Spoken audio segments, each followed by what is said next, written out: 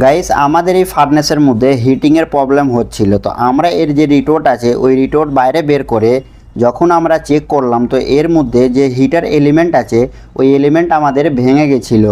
তো আমরা ওয়েল্ডিং মেরে ওইটাকে জুড়ে দিয়েছি, তো আমাদের ওই প্রবলেম সলভ হয়ে গেছে।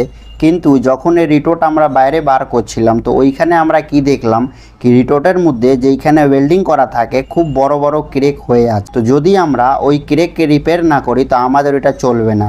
তো আসুন আপনাকে এইখানে দেখাচ্ছি, আমরা ক্রেনের হেল্পে এটাকে বাইরে বের করে এইখানে রেখেছি।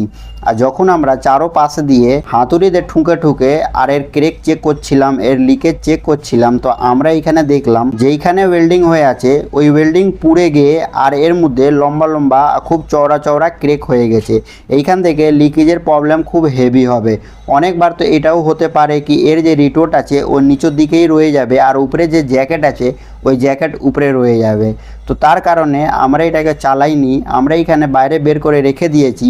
আর খুব ভালোভাবে গ্রাইন্ডার মেরে এটাকে পরিষ্কার করে আর ওয়েল্ডিং করে এটাকে রিপেয়ার করে আর তবে চালাবো। আমরা এখানে যখন হাতুড়ি মেরে ঝেড়ে ঝেড়ে দেখছিলাম তো আপনি দেখতে পাচ্ছেন কি এর থেকে স্কেলিংয়ের মতন অনেক এমন লোহার যে মেটেরিয়াল হয় ওই মেটেরিয়াল পুড়ে গিয়ে বেরিয়েছে।